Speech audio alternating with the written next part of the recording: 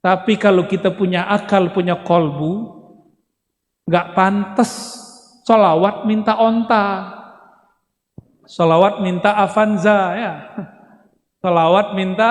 Sekarang yang lagi tren apa nih? Roksa Bu ya, roksa. Idza kunta fi dhiqin aw fi faqrin aw fi maradin fa akthir bis salati ala Muhammad Sallallahu alaihi wasallam. Syuf, kaifa hada? Ah, itu lain cerita, Bib. Ulang cerita gimana tadi antum bilangnya tadi gimana hadir biar lunas utangnya, kita mendoakan. Memang mereka semua ini amin berarti nandakno utang ini banyak. Tapi ada tapinya. Idza kunta fi dhiqin aw fi faqrin aw fi maradin fa akthir bis salati ala Muhammad. Aneh jelasin, Bib. Audio Jungle.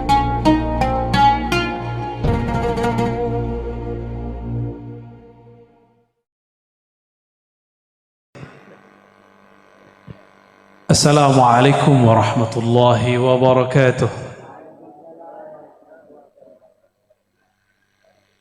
Alhamdulillahilladzi akhlada al-alam binuri nabiyhi sallallahu alaihi wasallam wa bi baqa'i dhurriyyatihi sallallahu alaihi wasallam. Asyhadu an la ilaha illallah wa asyhadu anna Muhammadan abduhu wa rasuluh. Allahumma fassalli wa sallim wa barik alaihi, amma ba'du. Puji syukur kepada Allah Subhanahu wa taala. Alhamdulillah. Saya jarang-jarang ikut sholawat musiknya kenceng. Ajib, Bib. Luar biasa. Love you, Bib. Habib baru datang langsung love you sama emak-emak kan. Bapak-bapak cemburu.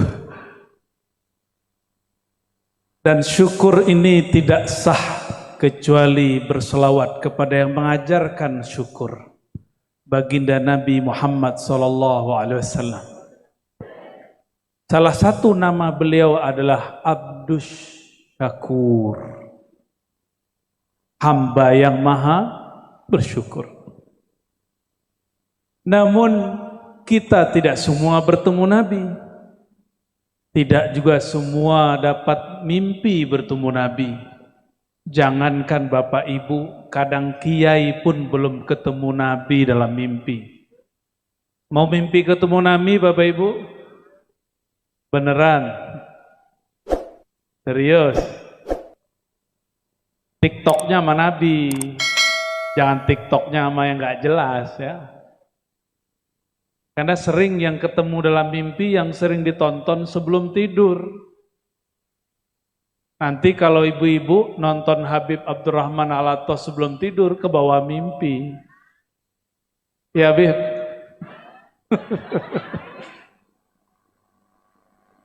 Calon mantu keberapa? Ada kiai iseng. Baik. Waduh, rame toh ya. Karena kita tidak bertemu Rasulullah sallallahu alaihi wasallam. Alhamdulillah kita bertemu orang yang ilmunya bersambung kepada Rasulullah sallallahu alaihi wasallam. Maka takzim saya kepada semua para kiai, semua para masyayikh, ketua MUI, imam-imam masjid, guru-guru ngaji, muallim-muallim di pesantren, dan semua yang menghidupkan sunnah Nabi SAW. Ya. Mohon izin, mohon ridhonya saya duduk dan menjelaskan tentang Nabi Muhammad SAW. Nabi mengatakan tuba liman ro'ani, udah menjadi syair. Itu hadis Nabi.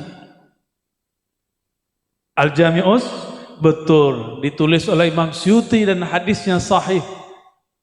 Sungguh beruntung siapa yang memandang kepadaku. Tapi yang tidak memandang Nabi, Nabi ulang itu 3 kali, di hadisnya ada yang 7 kali.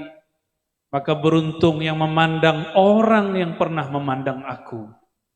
Yang memandang Rasul namanya sahabat. Di akhir zaman, yang ruhaninya memandang ruhaniah Rasulullah disebut ikhwan. Rasulullah mengabarkan nanti di akhir zaman akan muncul ikhwani. Itu ruhnya memandang ruhannya Rasulullah sallallahu alaihi wasallam. Abu Jahal ketemu Rasul atau ketemu Muhammad bin Abdullah? Abu Lahab melihat Muhammad bin Abdullah enggak? Lihat, tapi dia tidak lihat Muhammad Nabiullah.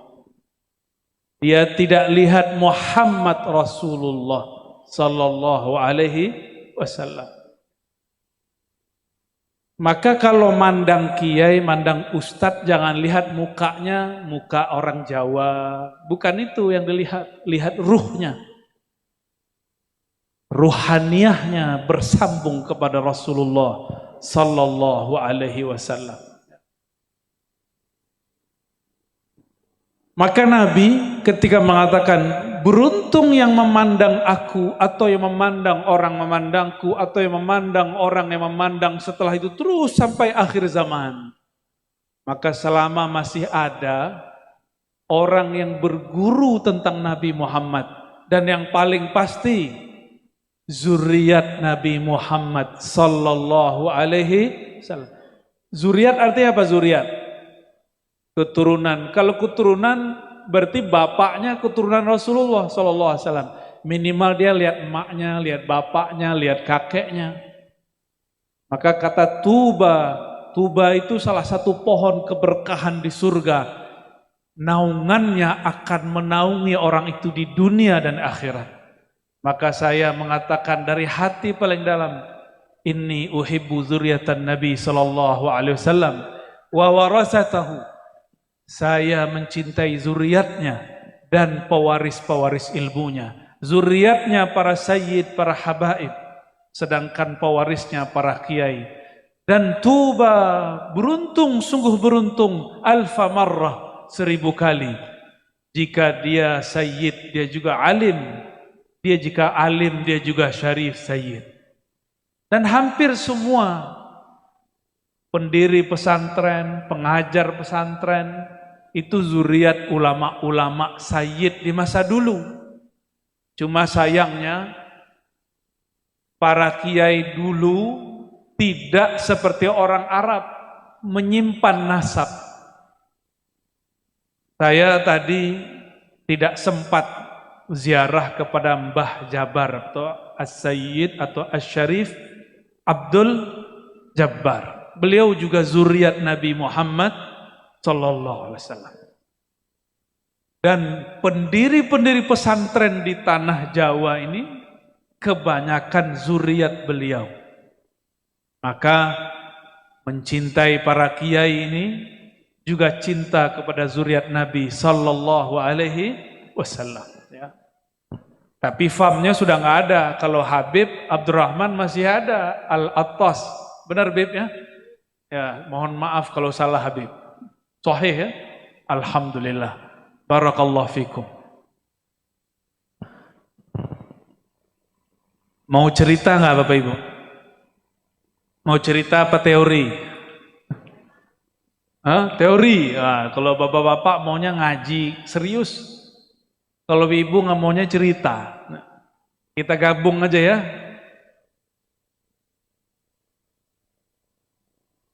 Satu kali Sayyid Abdullah ini nama lainnya Az-Zabihan, Az-Zabih As-Sani lebih tepatnya. Sayyid Abdullah pulang dari berdagang.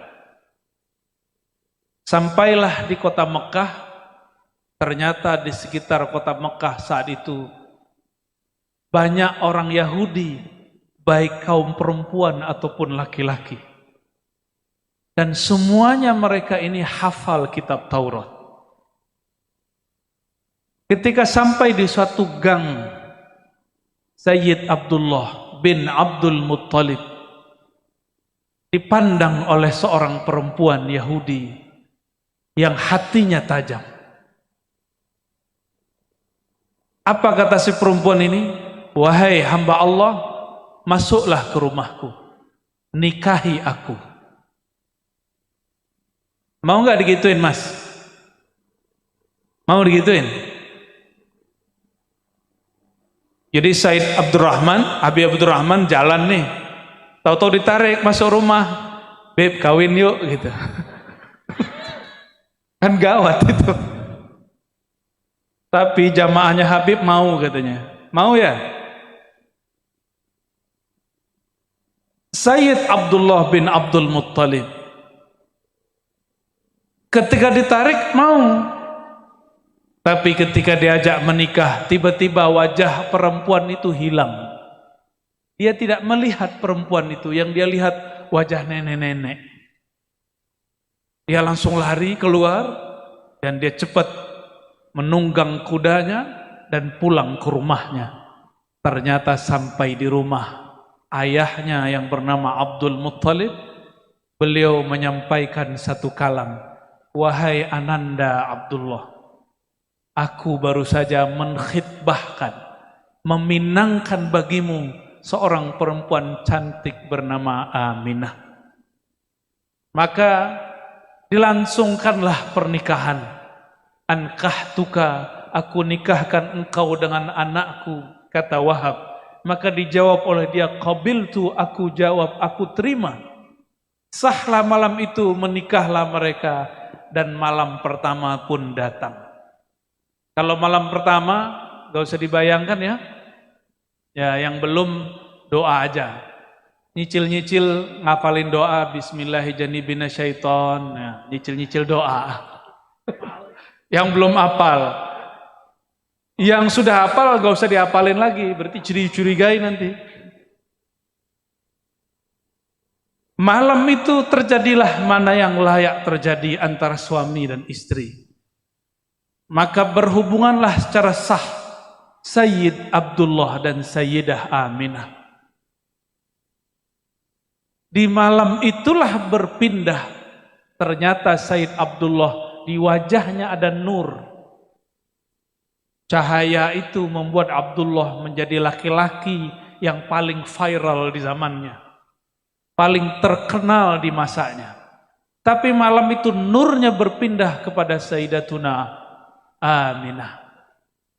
Besok agak kesiangan bangun Sayyid Abdullah. Abdullah kemudian kepikiran, kemarin ada yang ngajak nikah, kayaknya enak juga nih nikah.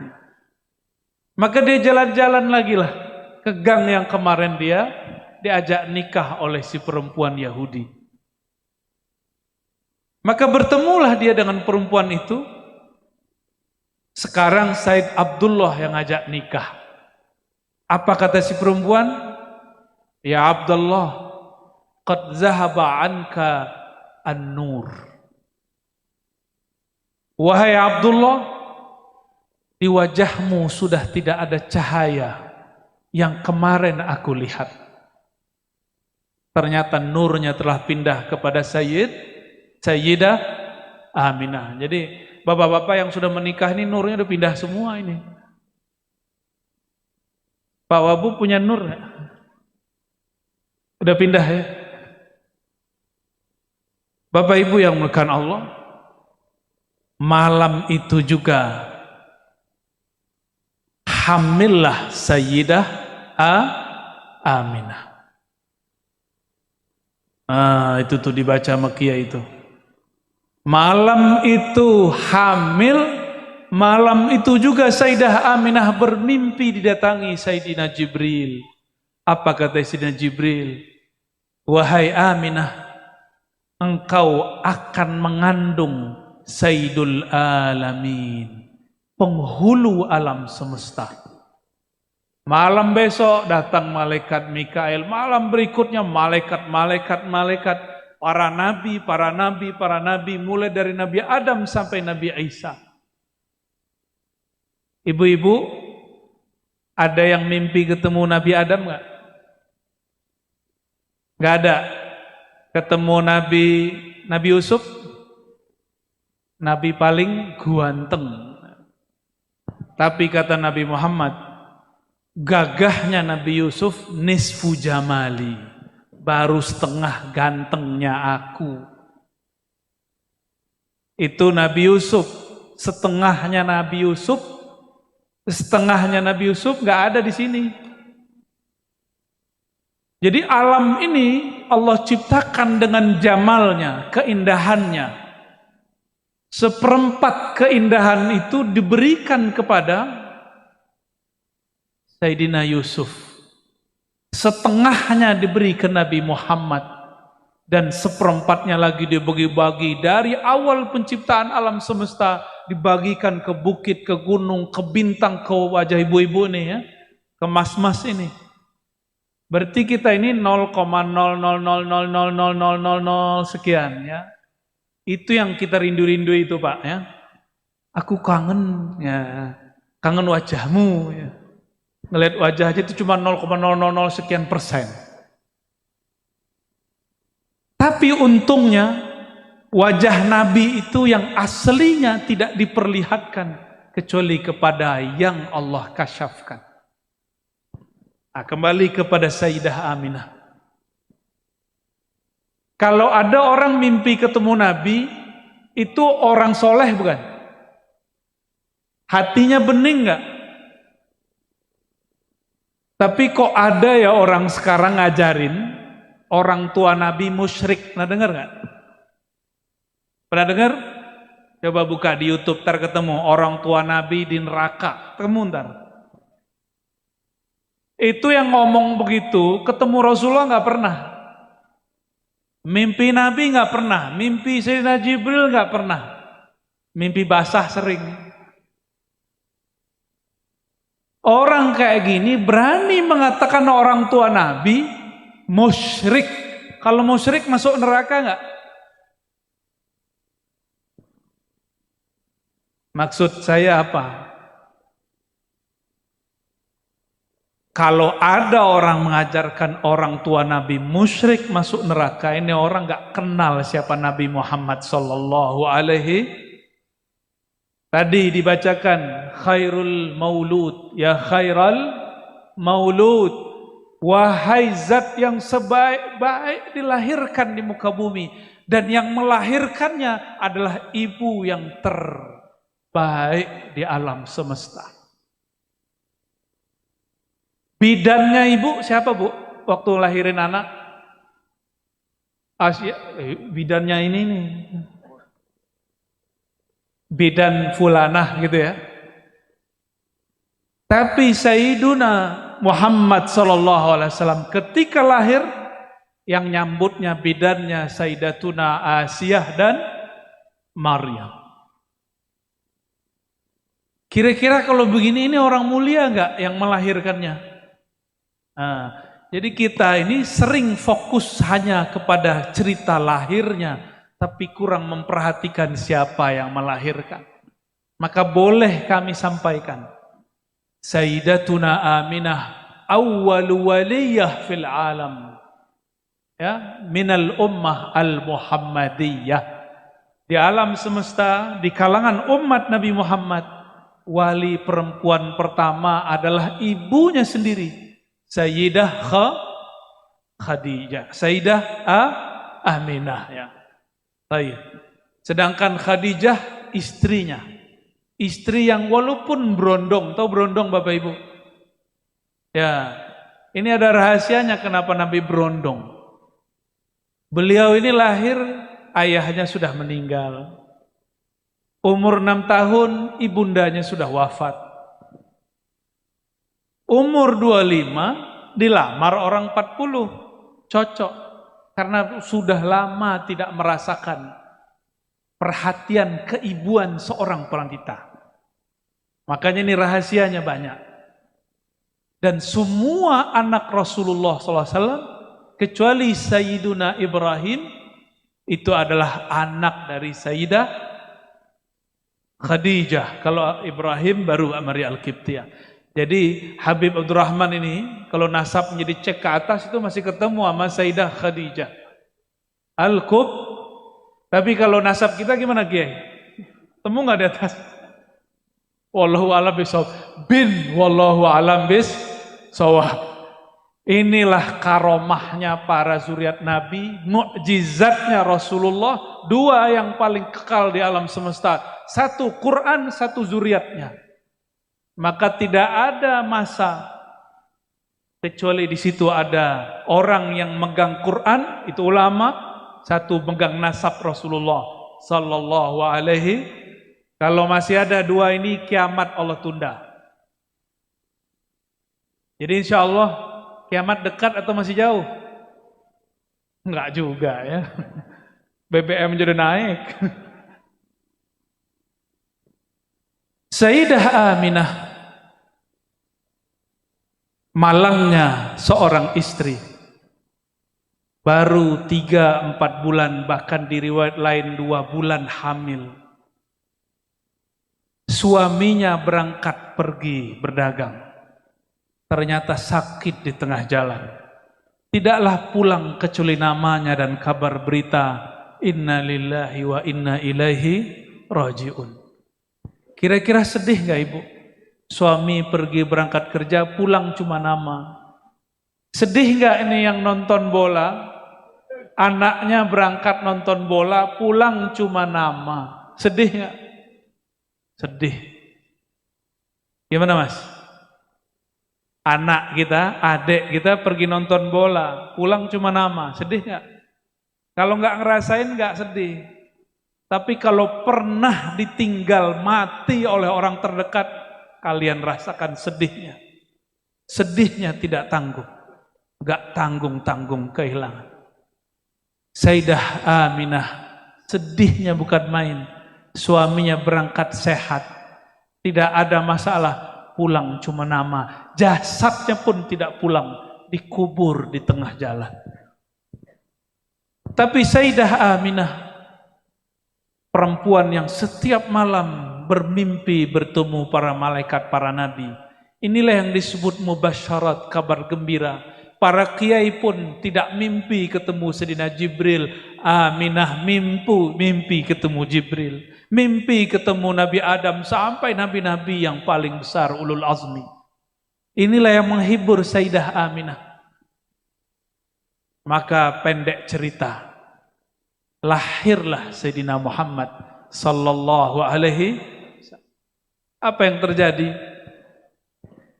Dalam hadis Imam Ahmad, Imam Darimi, dan Imam Al-Hakim, Imam Tabrani, imam-imam yang lain disebutkan, Nabi Muhammad SAW mengatakan, laqad ra'at ummi nuran. Ketika aku lahir, ibuku tidak melihat darah. Yang dilihatnya apa? Nuran, cahaya. Maka Nabi Muhammad SAW, salah satu namanya adalah An-Nur. Inilah yang disebut di dalam surat An-Nur ayat 35. Allahu nurus samawati wal ard. Allah lah cahaya, sumber cahaya langit dan bumi. Masalu nurihi, nur yang kedua kata Imam Qadiyat, dinukil daripada imam-imam tabi'in dan sahabat. Nur yang kedua, Nur Muhammad sallallahu alaihi. Tapi hari ini muncul ustadz-ustadz gadungan. Apa kata dia? Nur Muhammad gak ada. Gak ada kajian Nur Muhammad, bid'ah. Wah, mau ditangkap nih Kiai. Itu yang dibaca oleh Habib setiap malam, itu syair menyebutkan Nabi Muhammad itu Nur Muhammad sallallahu alaihi wasallam. Kok saya berani nyebut gadungan? Ini kan kasar sekali. Loh, mereka lebih kasar kok. Orang tua Nabi disebut musyrik, Nur Muhammad disebut bid'ah. Di negara seberang, jiran, ada seorang ustadz bilang apa? Nur Muhammad itu ajaran Majusi. Pernah dengar nggak? Majusi apa? Nyembah apa Majusi? Nyembah api. Itu Jahilun bin Murakkabin. Udah jahil murakkab. Apa Bib? Kencengin Bib, namanya Bib. Pakai mic Bib. Orang lah udah jahil plus murakkab berarti double. Double. Ngeri kali, Bib. Ada loh orang begitu dan dapat panggung. Tapi itulah akhir zaman. Itulah akhir zaman. Maka nanti jangan heran ciri-ciri orang yang telah menyimpang dari Ahlus Sunnah wal Jamaah suka ngaji begitu.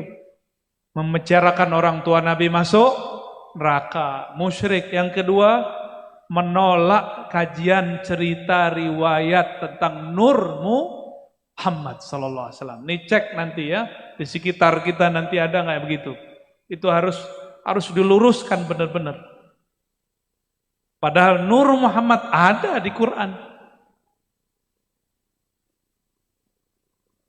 Apa kata Nabi tadi? Laqad ra'at ummi nura. Ibundaku Aminah tidak melihat apa-apa kecuali nur, cahaya.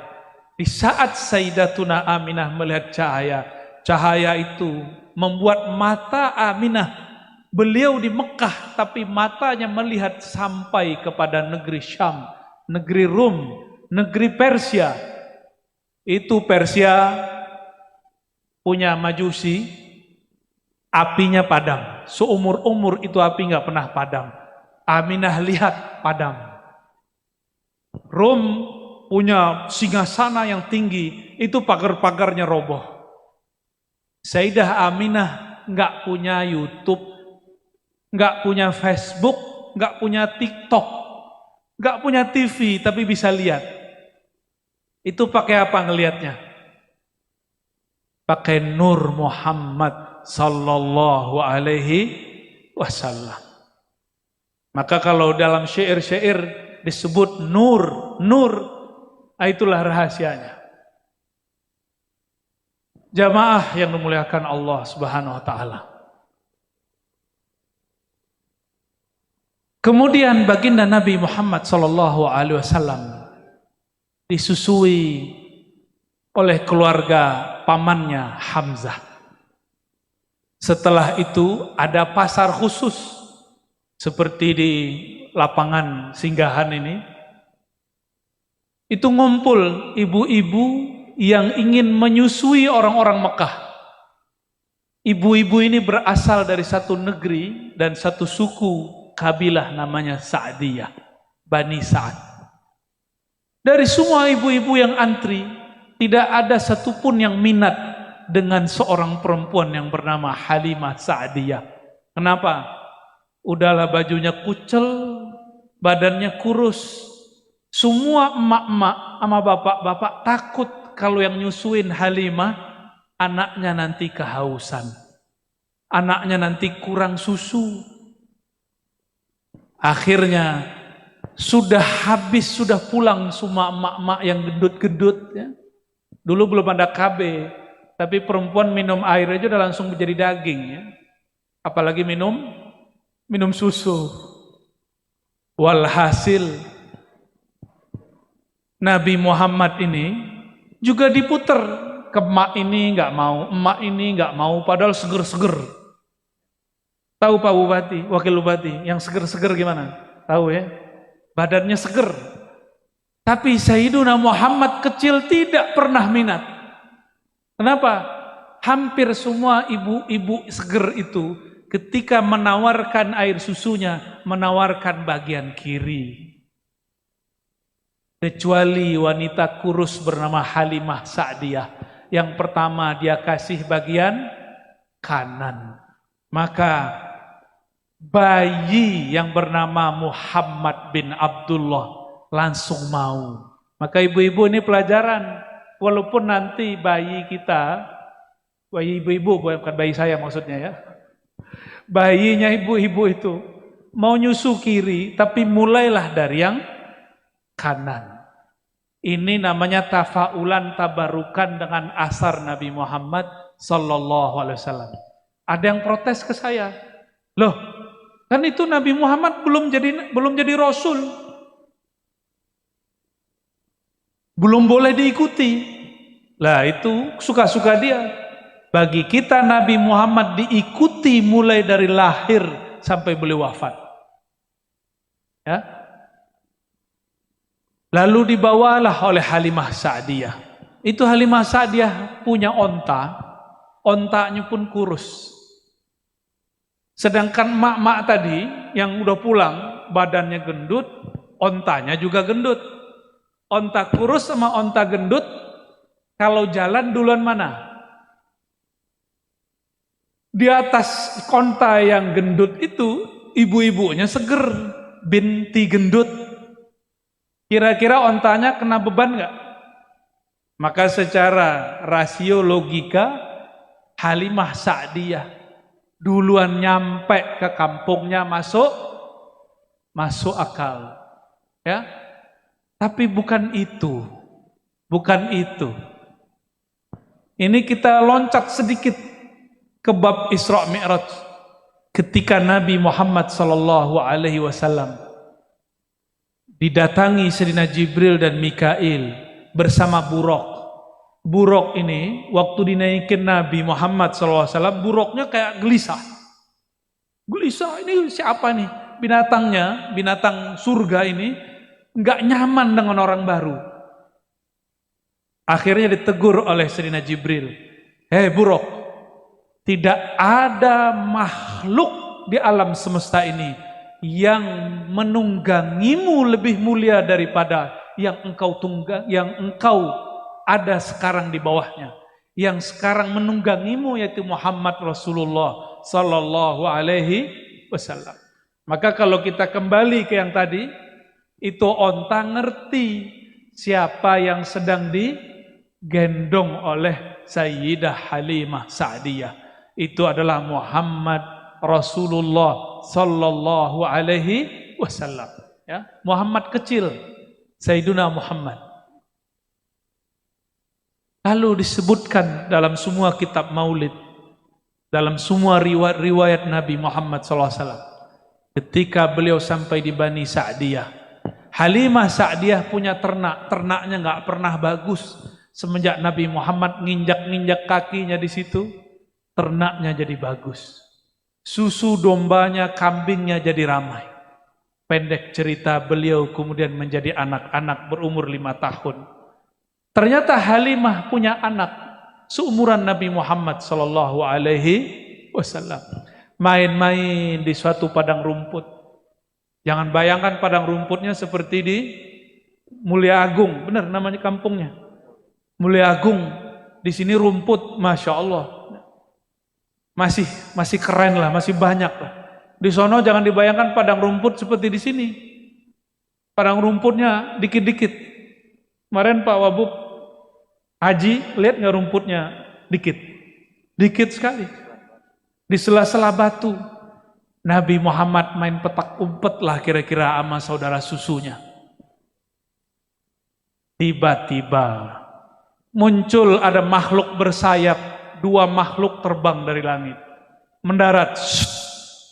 Kira-kira kalau itu terjadi di kita, kabur nggak? Maka jangan minta-minta ada malaikat turun. Muncul nongol, kabur kita. Melihat seperti itu, Nabi Muhammad kecil tidak kabur. Malaikat yang bersayap itu malaikat Jibril dan Mikail. Kata malaikat Mikail, bahasa Arabnya nih, huwa. Apa arti huwa? Huwa artinya apa? Huwa, apa arti huwa? Diakah yang disebut-sebut di langit itu? Diakah yang digosipin di langit itu? Jadi Nabi Muhammad ternyata namanya sudah viral di langit, orangnya belum nongol. Itulah yang beliau sebutkan dalam hadis yang sahih, ana awwalul anbiya'i fil khalqi wa akhiruhum fil ba'thi. Aku nabi pertama di alam semesta, di kalangan makhluk, tapi terakhir diutus. Ini yang banyak kiai asawaja sebagian gak faham. Dikira Nabi Muhammad baru jadi nabi umur 40. Gak bisa membedakan antara bi'tsah dengan nubuwah. Kalau nubuwah sebelum alam ini dicipta, yang pertama dicipta nur Nabi Muhammad sallallahu alaihi wasallam, ini yang disebut nubuwah. Sedangkan bi'tsah umur 40 tahun beda. Ya. Jadi nanti ada orang-orang bilang Nabi Muhammad belum jadi nabi 40, itu ajaran sesat. Itu ajaran sesat, ya. Hati-hati. Karena nanti bakal muncul lagi yang ngomong Nabi Muhammad belum rahmatan lil alamin sampai umur 40. Ada yang ngomong begitu ntar. Ntar muncul lagi ada yang ngomong Nabi Muhammad belum bawa rahmat sampai bangun khilafah. Nah, ntar macam-macam tuh. Itu semua ajaran menyimpang dari ajaran Ahlus Sunnah wal Jamaah. Nabi Muhammad sebelum diutus, sebelum dilahirkan, beliau sudah jadi nabi dan sudah bawa rahmat. Enggak nunggu 40 tahun, enggak nunggu buat khilafah.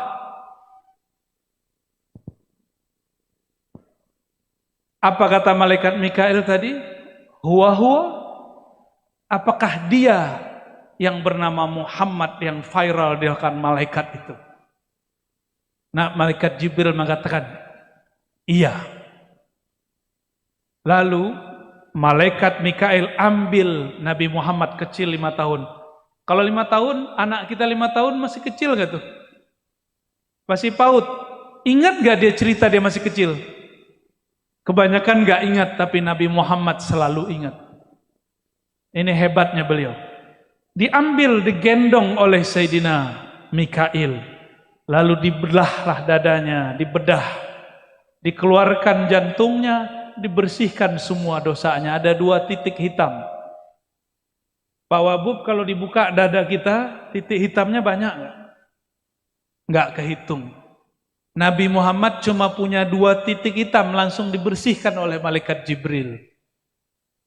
Wajar di hatinya nggak ada iri dengki.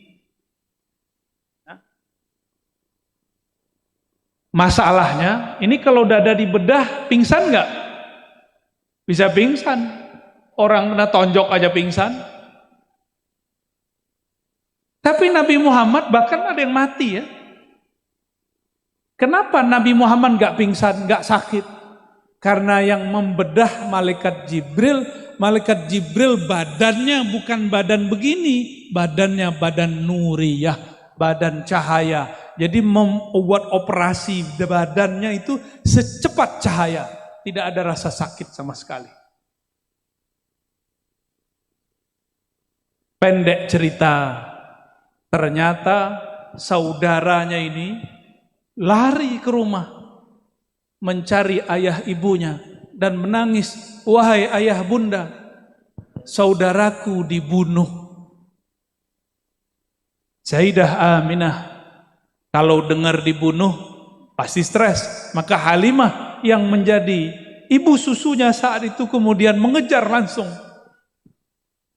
Dikejarlah langsung sampai di padang rumput, ternyata Sayyidina Muhammad masih main-main. Maka dipeluklah oleh Sayyidatuna Halimah Sayyidah. Halimah Sa'diyah bertanya, ya Muhammad, ya Ghulam, wahai Ananda, apa yang terjadi pada engkau? Maka Sayyidina Muhammad SAW menceritakan, wahai ibunda, tadi ada 2 malaikat turun, ada makhluk bersayap turun, lalu membelah dadaku, membersihkan isi jantungku. Setelah itu aku sehat lagi. Kira-kira ibu-ibu kalau dengar anaknya cerita gitu gimana? Anak saya gila kali ya gitu ya. Ya.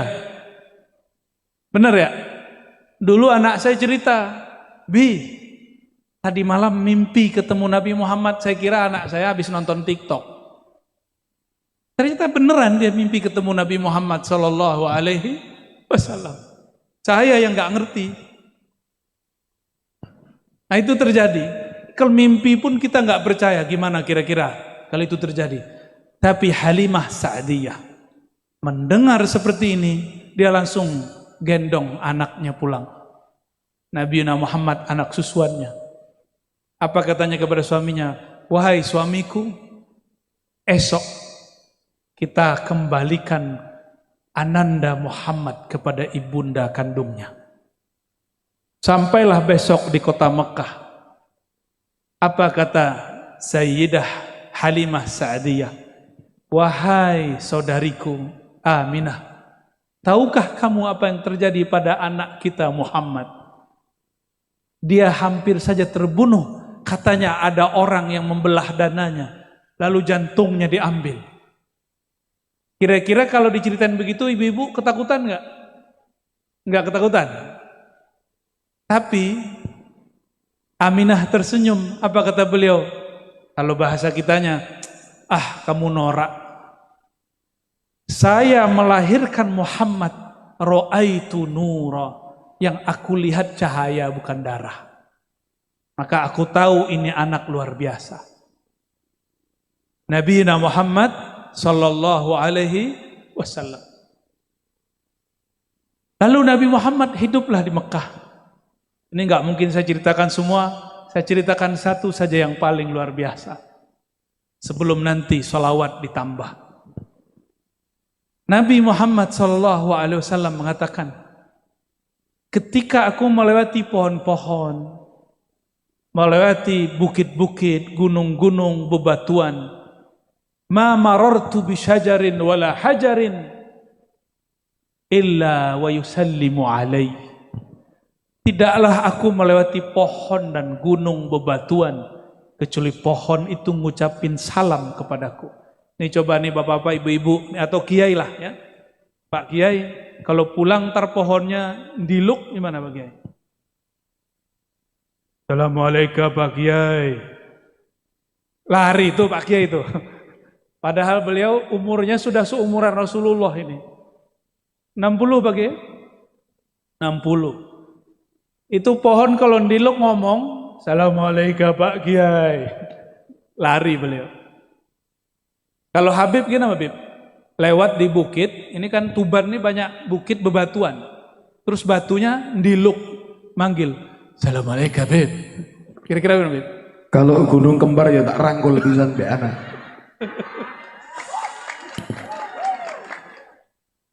Ampun ketemu Habib Jawa ya. Ya, Habib Betawi lain, Habib Palembang lain. Kalau Habib Jawa, Masya Allah. Barakallah Habib.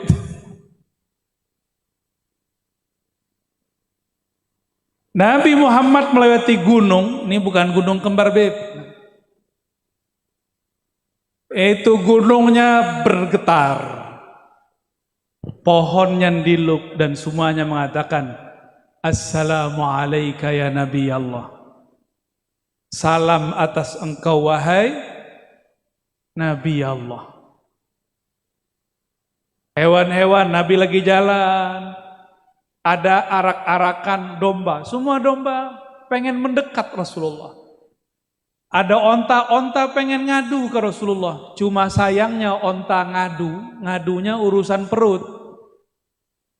Bukan buah perut, Beb. Onta ketemu Rasul ngadunya urusan apa? Perut. Sama, mohon maaf nih. Masyarakat ketemu wabub, ketemu bupati, ngadu masalah perut. Coba onta kalau punya akal. Ketemu Rasulullah seharusnya bukan urusan perut yang diadukan. Yang diadukan apa? Wahai Rasulullah, beri syafaat, aku masukkan aku ke dalam surga. Itu seharusnya. Ternyata waktu dulu Rasulullah punya majelis duduk-duduk begini, tatakan punggungnya pohon kayu. Itu kayu ketika dibuatkan mimbar, ditinggal oleh Rasulullah nangis. Coba ibu-ibu dengerin pohon nangis, kabur pasti pengajian. Ini pohon Hanna Hanina. Dia menangis karena dia rindu merasakan punggung Rasulullah Sallallahu Alaihi Wasallam. Akhirnya itu semua sahabat yang hadir dengar. Berarti sahabat ini punya karomah mendengarkan suara tangisnya kayu-kayu. Turunlah Rasulullah dari mimbar. Nabi elus-elus ditanya, wahai kayu. Tuh Nabi bisa ngomong sama kayu. Coba kalau Pak Kiai bisa ngomong sama kayu, kita ngomong, Pak Kiai sudah begini ya. Paling tinggi kita bilang, kiai udah majeduk, kejedot palanya sama dinding. Tapi Rasulullah SAW ngomong dilus, dan tidak ada satu sahabat pun yang mengatakan Rasulullah itu gila. Kenapa? Rasulullah dan para sahabat sama-sama mendengarkan tangisnya. Dielus seperti anak kecil, kemudian berhenti nangis. Ditanya, wahai kayu, engkau pilih jadi sandaranku di dunia atau masuk surga? Apa jawaban si kayu? Apa jawaban dia? Masuk, tapi menurut saya itu juga kurang benar, kurang sempurna, walaupun lebih tinggi daripada onta. Makanya kalau sholawat jangan minta onta utangnya dibayarin. Kalau udah doanya Habib tuh, ya Allah semoga yang hadir terbayar utangnya, aminnya kenceng. Jadi niat hadir sholawat bukan karena cinta Rasul, tapi supaya utang terbayar. Remeh amat sholawatnya. Sholawat begitu, sholawat onta, tahu? Sholawat onta begitu. Ketemu Rasulullah hanya urus masalah perut. Untuk onta itu udah keren, hebat. Dia tahu itu Rasulullah. Tapi kalau kita punya akal, punya kolbu, gak pantas sholawat minta onta. Sholawat minta Avanza ya. Sholawat minta, sekarang yang lagi tren apa nih? Roksa Bu ya, roksa. Idza kunta fi dhiqin aw fi faqrin aw fi maradin fa akthir bis salati ala Muhammad Sallallahu alaihi wasallam. Syuf, kaifa hada? Itu lain cerita, Bib. Ulang cerita gimana tadi antum bilangnya tadi gimana hadir biar lunas utangnya, kita mendoakan. Memang mereka semua ini amin, berarti nandakno utang ini banyak. Tapi ada tapinya. Idza kunta fi dhiqin aw fi faqrin aw fi maradin fa akthir bis salati ala Muhammad. Ane jelasin, Bib. Ya marhab. Ane jelasin. Sholawat tuh niatnya karena apa? Karena cinta ke Nabi atau cinta ke diri? Mahabbah ma Rasul sallallahu. Oke, dah. Kalau cinta ke Nabi dapat berkah, punya penyakit sembuh. Bukan karena kita ingin sembuh tuh sholawat, itu kebalik. Orang seperti ini di dunia dapat syafaat, tapi di akhirat belum tentu. Nanti ketika datang di hari kiamat nanya, wahai Rasulullah syafaati saya, Nabi nanti jawab, kan sudah dibalas di dunia, utangmu lunas kan? Ya. Terusnya pripun Bu, fi dunia hasanah wa fil akhirati hasanah. Maka niatnya harus akhirat. Nih saya kasih tahu Bapak Ibu. Saya dulu lama ngamalin sholawat pengen kaya, nggak kaya-kaya. Saya punya sakit nggak sembuh-sembuh. Tahu-tahu ditegur sama guru saya, seorang sayyid, seorang mursyid juga. Apa kata beliau? Kamu sholawat niatnya apa? Mau kaya, kiai? Norak. Loh kenapa? Kalau kamu niat mau kaya, kaya itu di dunia.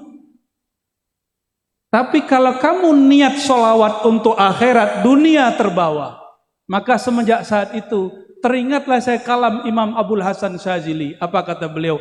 Abghadul ibad ilallah. Hamba yang paling dibenci oleh Allah. Siapa? Orang yang amila amal akhirah, beramal amal akhirat seperti sholawat, baca Quran, haji umroh, tapi niatnya ghardan min aghradid dunya, untuk urusan duniawi. Ini yang ngomong Imam Abul Hasan Syazili, beliau seorang syarif, zuriat Sayyidina Al-Hasan. Jadi tugas kita kalau antum Habib, antum Kiai, tugasnya mendewasakan umat. Bukan membiarkan umat sholawat untuk urusan remeh. Kita naikkan spiritual mereka yang tadinya sholawat hanya untuk urusan li izalati faqrin atau maradin, li qada'i hajatin. Sekarang kepada yang lebih tinggi. Apa yang lebih tinggi? syafaat Nabi fid dharain, syafaat Nabi di dunia plus akhirat. Jangan hanya urusan dunia. Tugas kami itu Bapak Ibu, ya. Maka saya minta ampun kepada Allah jika dulu pernah mengajarkan kalau kamu sakit sholawat itu belum selesai, masih koma, harus diteruskan. Coba lihat sholawat tibil kulub. Yang pertama kulub atau jasad. Allahumma sholli ala sayyidina Muhammad tibil kulub. Kulub dulu, baru nanti abdan, baru nanti absor. Karena kolbu urusannya akhirat, badan urusannya dunia. Akhirat dulu, ya. Nah, utang kita kepada Allah dan Rasul lebih besar. Nah, Bapak Ibu yang melakukan Allah, nah itu kalau mau naik pangkat. Tapi kalau mau kayak kemarin-kemarin nggak apa-apa. Sholawat biar bayar utang, itu ada ijazahnya boleh. Ini disebut sholatul awam, sholat orang awam. Tapi kalau sholawat al-muhibbin al-arifin, sholawat orang yang kenal Allah, kenal Rasulullah, nggak begitu. Ya, sholawatnya karena Allah layak karena Rasulullah layak disolawatin. Nih saya tanya ke Pak Bupati, Wakil Bupati. Nih contoh nih Pak Wakil, ini belum Rasul nih. Saya puji-puji lagi di majelis. Saya punya pesantren. Nih saya puji-puji ini, Wakil Bupati adil, amanah, bla bla bla bla. Dalam hati niat muji Pak Wakil Bupati supaya pesantren saya dibangun, dibantu. Berarti niatnya apa? Memuji Pak Wakil Bupati. Dunia. Benar, udah bagus, bangun pesantren kan bagus. Bagus nggak? Bagus. Tapi memuji Pak Wakil Bupati bukan karena dia terpuji, karena saya ingin dapat sesuatu. Boleh nggak? Boleh. Tapi Pak Wakil Bupati langsung tahu. Ah, ini Kiai mulai muji ada maksud nih. Ya. Maka itu Kiai nggak bisa jadi teman ngopinya Pak Wakil Bupati. Karena dia deketin saya ada proposal setelah muji. Boleh nggak? Boleh, tapi elok nggak? Ada orang muji Pak Wakil Bupati dari hati, nggak ada maksud apa-apa. Nah, orang ini cocok jadi teman ngopi. Nyaman nggak Pak Wakil? Nyaman. Rasulullah sama orang yang niat apapun dikasih. Tapi Rasulullah memilih khawasus sahabah. Sahabat-sahabat yang khawas, yang mulia, itu sahabat-sahabat yang berjuang karena Rasulullah, bukan karena dirinya. Jadi ada sholawatnya itu sholawat nafsiyah namanya. Sholawat karena dirinya. Ada yang sholawatnya karena Nabi Muhammad, sholawat Muhammadiyah. Sholawat, semua sholawat kita yang kita niatkan karena Nabi layak disolawati. Baru tuh sholawatnya benar. Oke? Ya, barangkali itu yang boleh saya sampaikan ya. Maka kajian malam ini saya simpulkan bahwa baginda Nabi Muhammad SAW, beliaulah khairul maulud, sebaik-baik orang yang dilahirkan. Maka ibundanya juga adalah ibu yang paling mulia yang dilahirkan. Maka dimanapun beliau menginjakkan kaki, di sana semua benda, semua tempat mengucapkan salam. Namun kita harus beda dengan mereka, karena kita punya kolbu, punya akal. Bersolawatlah karena beliau layak disolawati. Insya Allah jika sakit Allah sembuhkan. Tapi jika sakitnya tidak disembuhkan, kita tetap solawat. Karena solawat kita bukan karena tersembuh daripada penyakit. Kalau utangnya tidak terlunaskan, kita tetap solawat. Karena solawat kita bukan untuk urusan duniawi. Syukur-syukur jika berkah Allah lunaskan. Begitu barangkali. Wassallallahu ala sayyidina Muhammad.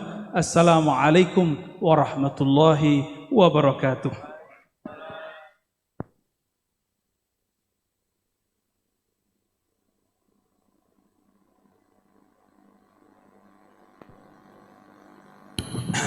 Allah ala Nabi Muhammad. Semua orang itu punya caranya masing-masing. Cara saya seperti ini, caranya Buya Razi seperti apa yang dijelaskan tadi. Namun yang berbeda itu jika kita bersama dan harmonis bersama, itu yang sangat indah. Ya. Caranya beda-beda tadi. Buya Razi menjelaskan seperti itu. Kalau saya semuanya netral. Ya, ojo tenang wae iki kok. Oh, iki yo jajane yo entek wis. Kopine sakmene gedene wis. Insyaallah. Ya ala Nabi Muhammad.